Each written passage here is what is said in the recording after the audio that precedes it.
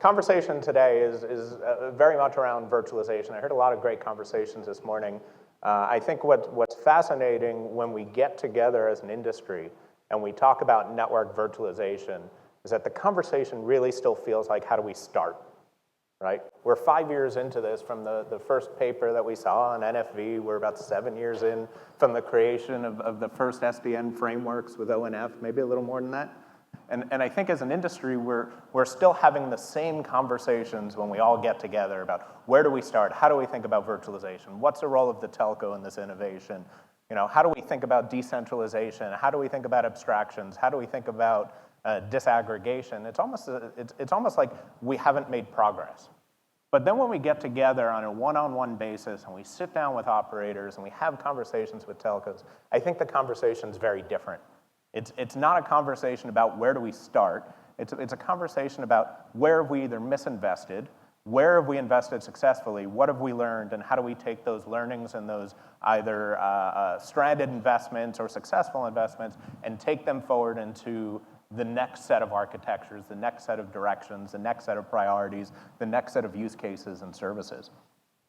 And I think, you know, we talk about it and we frame it up in the context of this digital transformation. And there's a couple of marketing slides at the beginning, apologies.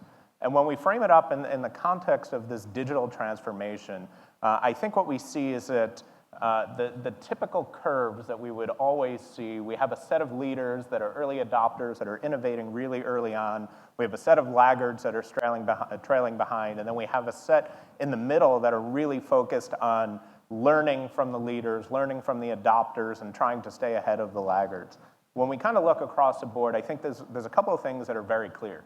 The industry is really focused on driving this digital innovation, driving the next set of services and applications built on new sets of technology. And when we do that, I think what we see is that the conversation is not just purely technology for the sake of technology. The conversation is technology to enable something, right? We talk about the network edge quite a bit this morning, right? And I think we heard conversations from Axel that, you know, I wouldn't invest in the network edge today because there's no viable use case, right?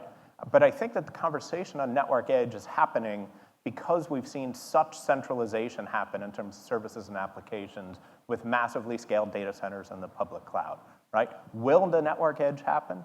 Absolutely the network edge will happen. How do we know? Because every time we have hit the law of large numbers in building networks, we decentralize, right? We've always gone this direction. We always think about decentralization, whether it be CDNs, whether it be the distribution of DNS systems, whether it be the distribution of DHCP systems, whether it be the rise of small cells, as we think about the mass amount of data going over cellular networks. Decentralization has always been the model in which we have chosen to address the law of large numbers. And the law of large numbers applies to the network edge as we see more data, as we see reduced latency requirements in terms of the services that we offer. We'll continue to see this push of this pendulum swing that I think we've always seen as an industry towards centralization, decentralization, centralization, decentralization. As a vendor on the networking side for a long time, it's been great, right? We continue to just sell new technology. You're going to centralize, here's new stuff. You're going to decentralize, here's new stuff.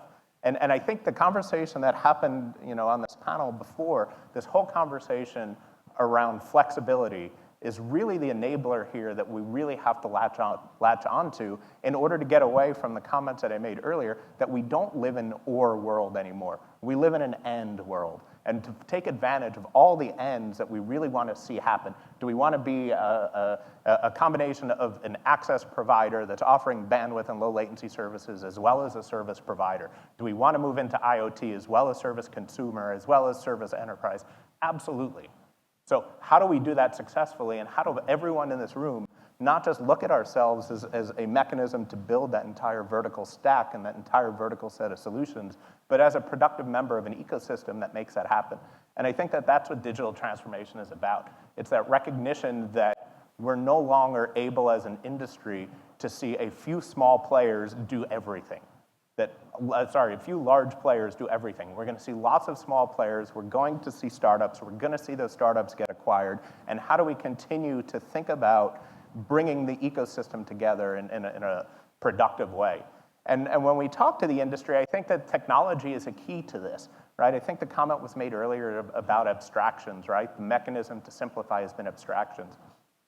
And for those of us who have been around the networking world for a very long time, right, there's a common saying, right? There's no amount of complexity that can't be solved with another layer of abstraction. And when we think about why those abstractions are important, and I'll talk about them in a little bit, when we think about the need to prioritize technology, again, it's not just for the sake of technology, but there's really three drivers for this, right? It's how do we innovate, how do we move faster, how do we drive costs out of the infrastructure? So when we talk to service providers, and this comes from the source that you see at the bottom coming out of NIA, I think what we see when we talk to service providers is actually aligning very well to this slide when we talk about this disaggregation, when we talk about this digital transformation, is that everyone in this room is here because we know this is happening. We know it's inevitable. The timing is different depending on who you talk to, right? Some vendors are moving faster than others. Some service providers are moving faster than others. Some telco are moving faster than others. And we know that the timing will sit along that spectrum that we saw in the previous slide. But I think that there's broad agreement that these things will happen, right? 5G will happen. Will some operators call it 5G before it's true 5G? Absolutely. Will small cells happen? Absolutely. Will network edge and edge happen? Will SD-WAN happen? Absolutely. Right? So across the board, I think that there's broad agreement that this digital transformation, all the trends that we talked about during the morning and we'll talk about tomorrow, will happen. I think where we're stuck as an industry and where we see this yellow and blue line falling is, the first is that I think that there's skepticism when we talk to the telecommunications industry especially, but the service provider industry overall, in terms of the amount of complexity and the amount of conflicting messaging that's coming out of different open source projects, that's coming from different vendors. And this question, when we come back together as an industry of where do we start, happens because we're trying to think about the broader industry problem. When we think about our problems and isolate it to what we're trying to solve individually as a specific telco or specific service provider, the answer is a lot clearer.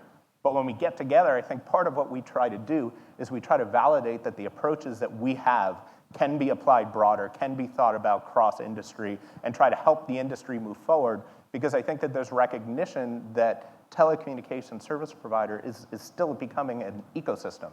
It's not a whole bunch of individual telcos purely competing against each other. It's also telcos that are now partnering with each other in new ways to fight new competitors and drive new businesses. The second thing we see is that there's a lot of concern about locking in too early to a direction. And I mentioned that we're about 5 or 6 years into this, and I still think that fear is still there, that we're gonna select a particular direction, the industry is gonna move on us, the industry is gonna pivot on us, technology is gonna pivot on us, and we're gonna see that we're locked into a direction that's that's forced us down a path, and that path is no longer the viable path. I think I heard earlier, no more stranded investment, right? And I think when we look at the industry, what we really have to think about is what are the business challenges when we think about this. And I point to maybe 5 things, right? CapEx and OpEx, right? We continue to see that the existing way of doing things is just not going to be viable in the new world, right? Why is it not viable in the new world? We saw the conversation on price and margin erosion from Gabe. We saw the price per gigabit being driven down. We see that the captive audience that we had in telco before, where there's a set of users that are bound to the services that I have that are tied specifically to my access network, is just not viable anymore, right? Whether it be SMS giving way to iMessage, whether it be IoT, whether it be over-the-top video, we continue to see that consumers are trying to find content, applications, services, and experiences that are not tied to one particular access network, but can go across lots of different access networks. I actually thought about, when I was getting up to give my presentation, talking about the fact that my presentation wouldn't work because it's running on an HP laptop, right? It doesn't matter. The infrastructure is there. The infrastructure is there as an enabler to services. Those services need to be enabled across any infrastructure that I run it over, any access network I run it over, any device I run it to. And I think that's the expectation that's changing for consumers, it's changing for enterprise, and as those expectations change, I think it requires us to really think about how we build out infrastructure in a different way. Uncertainty, right? I talked about uncertainty on the previous slide. It's not just true from a technology perspective. I think the value chains, the competitive landscape, the go-to-market motions, everything's changing. As we think about IoT, it's even becoming more complex. right? I think we saw a slide earlier that kind of thought about the IoT go-to-market value chain, and how you slice it looks very different than the way we've sliced enterprise MPLS services. And then lastly, operational transformation. So we talked about artificial intelligence, right? And we as a vendor look at artificial intelligence in lots of different ways. We look at about how it transforms our own operations. We think about it how it transforms the way we build products. We look at it in terms of the way it transforms the products that we have to build for the market, or what new products do we have to build to bring to market. And I think the same holds true from a telco perspective. So I know there was a slide earlier that talked about the number of telcos, the percentage of telcos that were looking at or investing in AI and ML, and it was something around 80-ish%.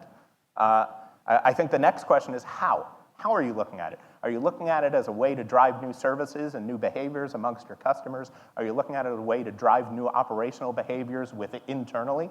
How are you thinking about AI, and how do you think AI plays out? And when we kind of think about this from a business challenge perspective for CommSP, and we start to piece together these 5 different areas, I think what we see is that the way we've historically done things are not the way we will do things going forward. And we see the drivers across the industry, right? We see it when we talk about next generation access in terms of SD-WAN as a replacement, a complement to MPLS VPN. We look at it in terms of the transition of the physical CPE towards virtual CPE, and then selection and placement of those workloads either on-prem or at the edge or in a centralized data center. We see it when we talk about telco cloud and the NFV and SDN world. We see it when we talk about OSS transformation, starting with big data, then moving towards real time, and then more closed loop, machine learning, AI type automation frameworks. We see it at the network edge, whether that network edge is an existing CO and is realized through something like CORD, whether that network edge is realized through something like multi-access edge computing, on-prem, off-prem, doesn't matter, or whether that's a new edge that we don't have, right? It's not an edge that we have, it's not a facility that we want to transform, but instead we want to put it in a modular data center and drop a new edge at a location where it makes sense. And then we see it across 5G, which I guess maybe isn't really its own vertical here, but maybe is a horizontal slice across all of these. And Gabe, you did a great job of showing how all of these technologies, SD-WAN, SDN, NFV, machine learning, AI, CORD, multi-access edge computing, Cloud RAN, all kind of come together to build a new 5G architecture that encompasses this same model. Virtualization, end-to-end, SDN leaves the data center. It's no longer an overlay technology purely within the data center. It's an overlay technology that extends outside the data center. But let's kind of take a step back and think about virtualization and telco. And I pulled this. This is the ETSI 2014 NFV white paper. The image, I think, was the exact same in the 2012, which was, let's build these NFVI nodes, and let's use it as a mechanism to take multiple use cases and put it on top of a single underlying platform.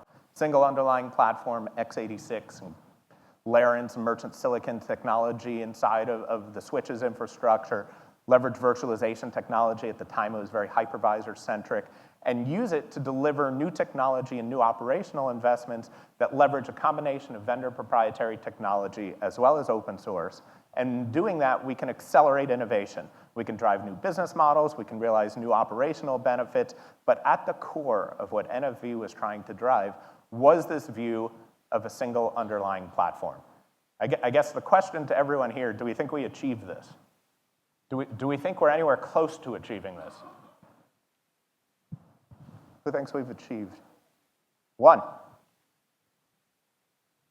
Who thinks we haven't? All right, I'll say that's more. So let's kind of take a look at the history of virtualization. I think it's important to correlate against Gabe's slides as well in terms of 5G and the conversations that happen in 5G over, 2012 through 2016. It started with, what are the cool use cases we can execute against? And then how do we realize an architecture? How do we take that into proof of concept? And then how do we take that into operationalization? And look at it from a virtualization and telco perspective. And I think over the last 4-ish years, 4.5 years, 5 years, since we asked that original question is, since we started down this path, we've really asked 4 questions. The first is, does this even work? Right? Is it even viable for me to take an application, take it off of the proprietary hardware infrastructure that I had it running on, and take that physical workload and run it in a virtual environment? The second question we came to is, does this scale? Or how does it scale, right? It's great that I made it work. Can I use this in a production network? And how do I think about the classification, categorization, and optimization of workloads on top of x86 architectures? And obviously, Intel played a massive role here in terms of driving DPDK as a mechanism to improve data plane performance, right? We don't have to rely on some of this meta virtualization technology like SRIOV, et cetera.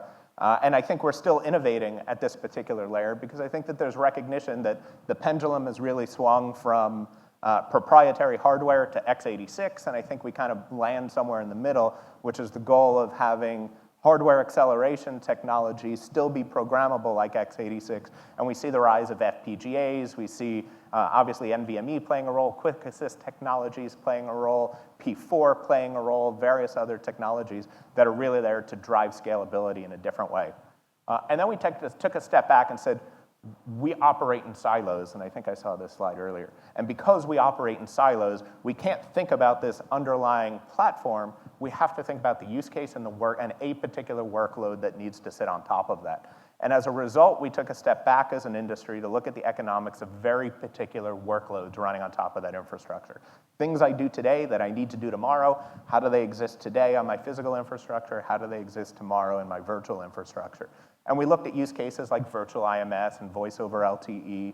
We looked at use cases like virtual EPC, right, and virtualizing the P gateway, S gateway, MME. We looked at use cases like virtual CPE and SD-WAN, and we continue to look at these from a use case perspective.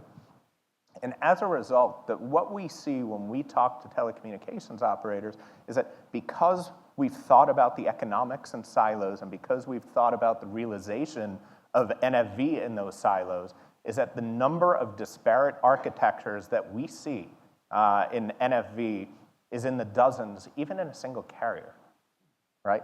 Every single application exists in its own environment and is virtualized in its own way and is realized in its own way.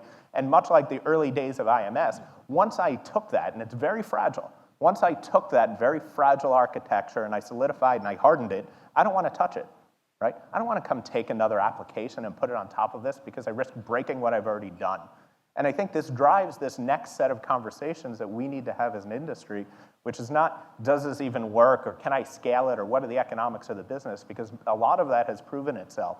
The next question is, how do I realize and operationalize this at scale?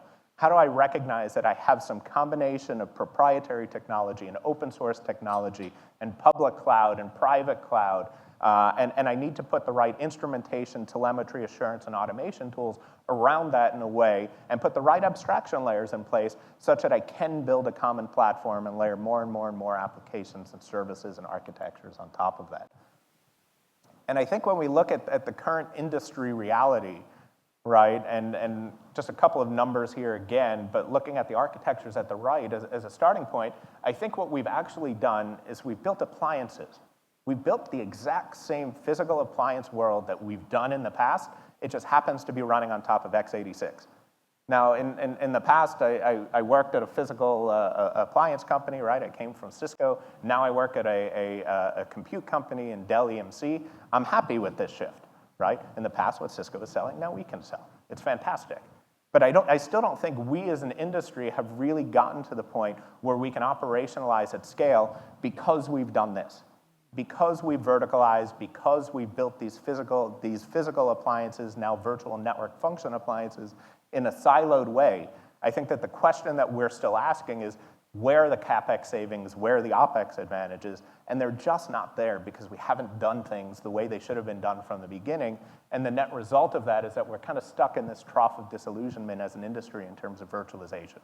Right? I'm not realizing the CapEx benefits. I'm not realizing the OpEx benefits. I don't have the right automation systems in place. I don't have the right orchestration systems in place. The infrastructure is still very fragile, so my ability to continue to scale it is problematic. And we're kind of stuck there as an industry. And we think we see that in the data points at the right? The first is that 44% of the industry is really concerned that these siloed instances of VNF appliances and the real lack of NFV and SDN solution interoperability is a problem. And I know there's organizations, NIA does this, and NGMN does this, and there's all these plug fests that happen as an industry.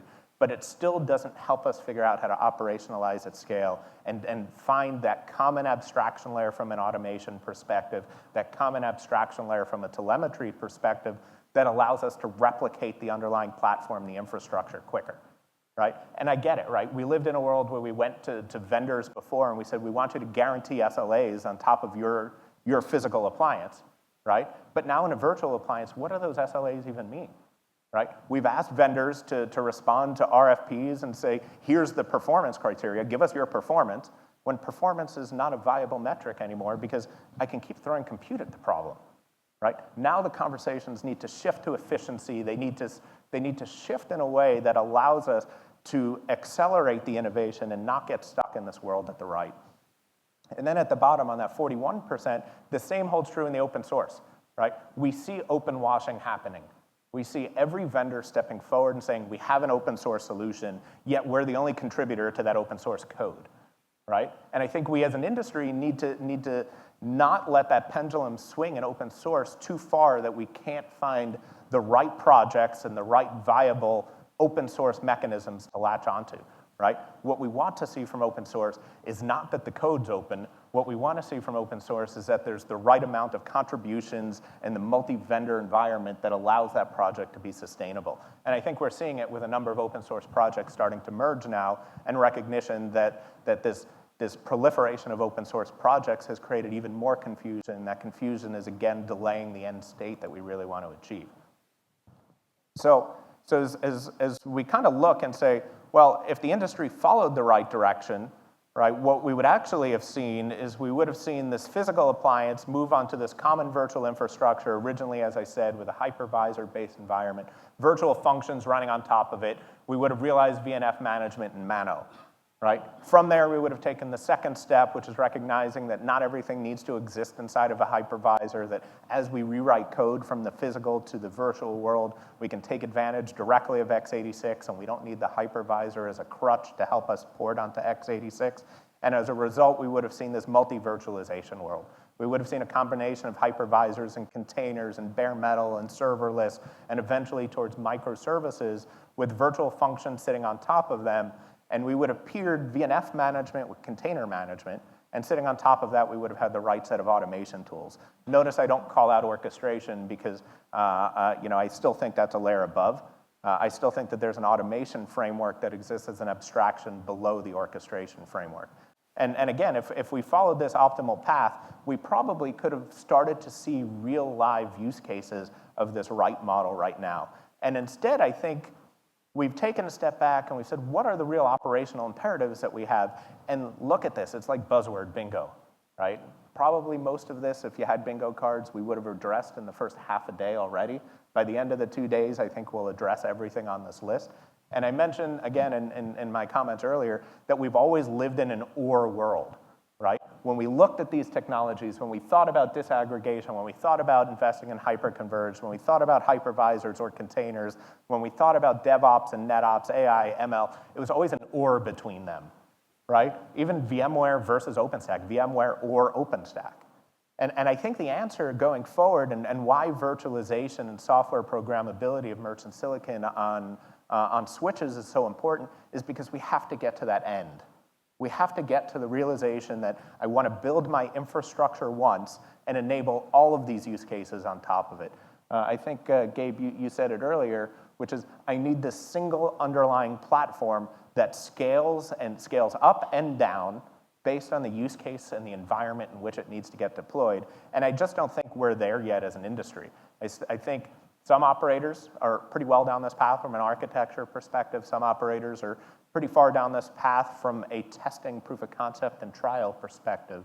But I think we're still crossing the chasm as an entire industry to learn from each other in terms of how we take everything on this slide and make it viable across the industry, leveraging open source, leveraging vendor proprietary technologies, and really starting to transform the operational models that we want to drive. And as a result, I mentioned kind of this this functional appliance, this siloed functional appliance that we lived in. And I think we've all of a sudden now turned the corner on the next challenge that we have to address, which is we're starting to have these conversations on containers. We're starting to have these conversations on microservices. We're starting to have these conversations on serverless architectures and bare metal and various others. The problem with those conversations is that we've spent the last 5 years pivoting towards one direction. We're going to live in a world of hypervisors. Right? And now we're trying to find out, do I continue down that direction? Do I continue to invest in hypervisor technology? Or do I start to think now about multi-vendor or multi-virtualization environments, all of those different scenarios that I mentioned before? And I put a lot of question marks on this slide because the answer is different depending on who you talk to from a vendor perspective. It's different from the perspective of who you talk to from an operator perspective.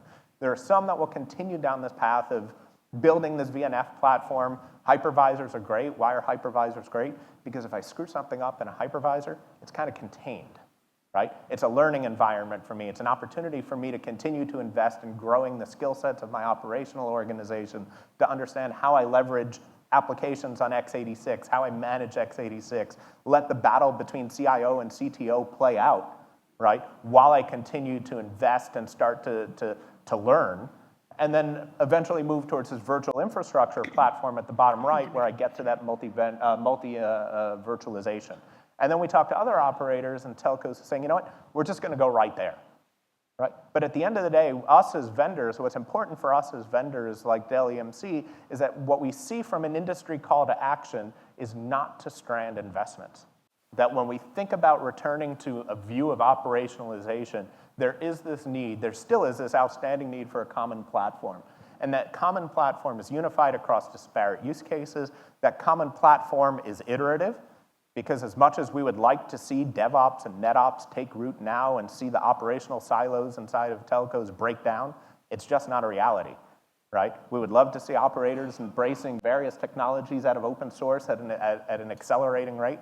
It's just not reality, right? What we need to do is find a way to make this iterative. Absorb technology at the rate that your organizations can absorb technology without stranding investments that you've made before. And recognize that there will be an increasing amount of DevOps-style tooling that will come into place, that procurement processes are stuck in the legacy. It's not just technology that's stuck in the legacy. It's operational processes, it's consumption models, it's procurement processes. Obviously, the software stack is still stuck there. And as we as an industry embark on the kind of this direction towards the bottom right, towards more software programmability, more virtualization, separation of control and user planes starting to integrate onto merchant silicon, and this future mashup of what's a server and what's a switch starts to really get blurred from a technology direction perspective, making investments once that persist across all of these different evolutions of operations and business model evolution.